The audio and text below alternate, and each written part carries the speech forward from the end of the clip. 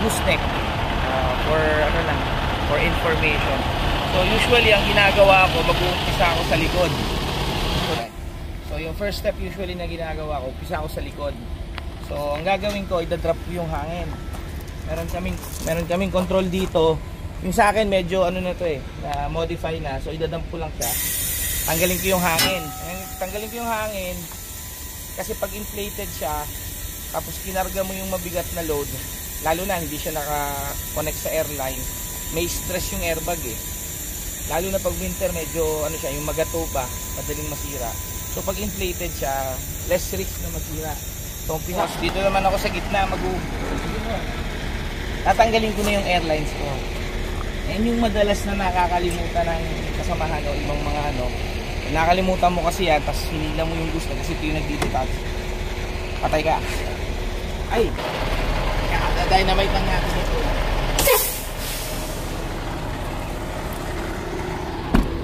So tanggalin natin yung airline. Make sure na na-dynamite mo yung airlines mo. Otherwise, kasabog yung hangin. Tanggalin lang natin. Tigas! Tanggalin natin out of the way. Pwedeng nandiyan dyan lang kasi hindi naman siya masasagasaan, wala pa naman. Yung iba, sinisiksik nila dun sa loob.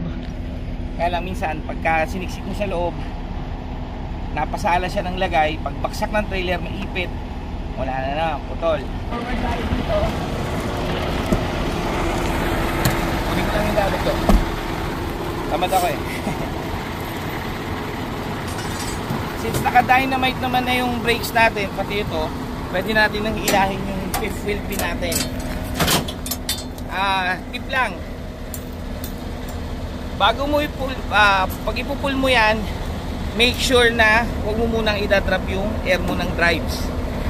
Kasi pag tumigil ka, dinynamite mo yung brakes mo, ibinaba mo to, yung airbag mo ng drives, di mo mahihila yun. Ano siya, magkakameron siya ng tension, so hindi mo ma-release. Tapos next, moving forward, tatanggalin natin yung airline natin dito.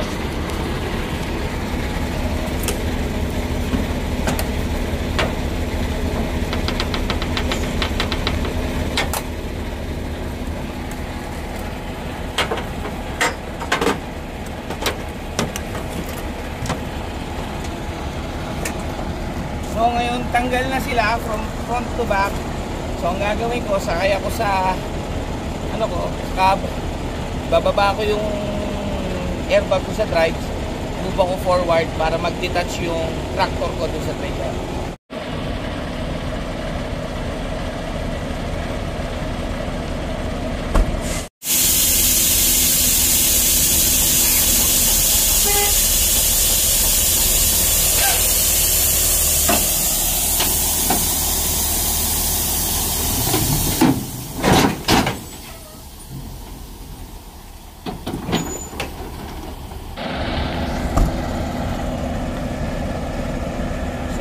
Tanggal ko na yung tractor ko, hindi ko masyadong nilalayo yung tractor ko sa neck para hindi mawala sa alignment. Kasi pag masyado mo siyang nilayo, tapos pag atras mo medyo crooked ka, ang tendency kasing mangyari, kakalasin kasi natin yung collar pin natin yung collar natin yung naglilift sa kanya.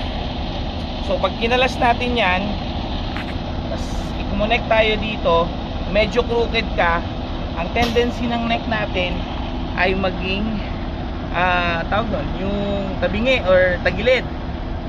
Pwede naman, kaya lang mag-e-enjoy ka sa pagkakabit uli kasi hindi mo na siya mai-align kasi kailangan pag in-align mo straight So naano ko na, tanggalin natin yung collar.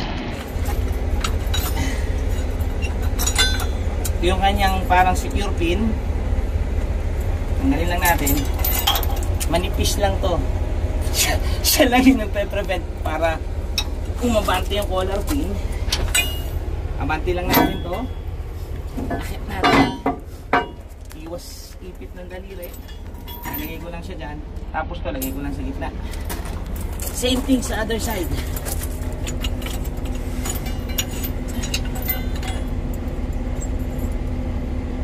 Kaya ano, sa mga healthy babies na katulad ko, medyo struggle. Sila sa ilalim kong nandun. Hila. Nilalagay yung daliri nyo dito sa mga butas. Kasi pinch point. Dito lang lagi sa labas. Tulak. Pasok. Okay na. Okay. Now na natanggal ko na yung collar pin. Still, deflated ang airbag. Atras ko lang siya para kumonek. Tapos pag connect, hilahin natin yung center pin.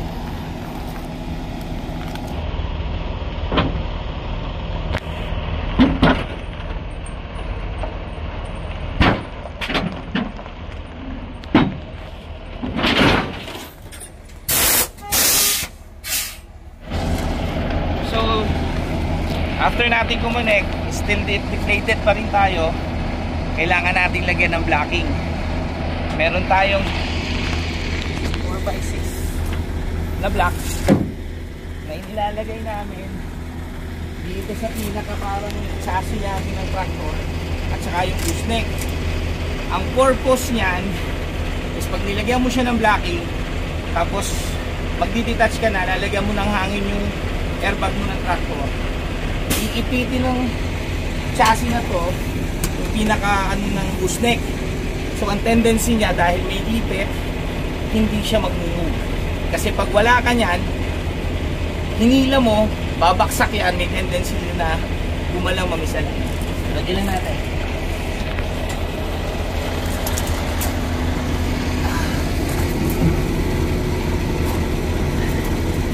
Yan. Nakapin siya. Kaya, pinakamagandang gamitin blocking, yung medyo dry na wood. Kasi yung medyo sariwa, mamigat.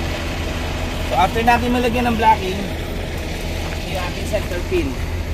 Yung center pin, siya yung naghahawak naman sa gooseneck para hindi siya malaglag. So meron siyang pin na kadiretso doon, hindi na ko siya. Tapos ilalak ko lang. So safe naman siya kasi naka-attach na tayo sa fifth wheel natin, sa pink pin natin.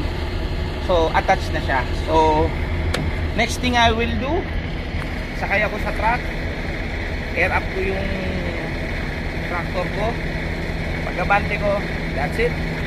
Ano na siya, detach na.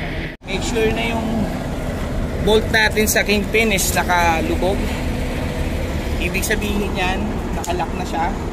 Just to make sure din, para sigurado, pwede natin silipin. Yes, na naka fully engage yung ating lock ng fifth wheel.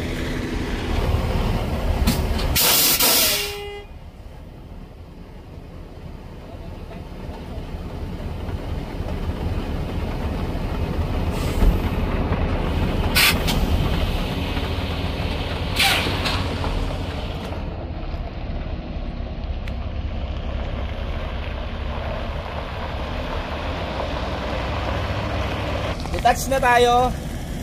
Okay, detach na tayo. Okay na siya. If meron kayong ibang way na paggagawa ng pag-detach, share nyo lang sa video ni Marco.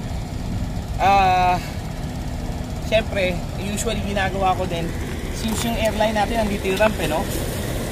Nakababa na siya, hindi na siya na mag-pinch. Safety lang natin siya para sigurado.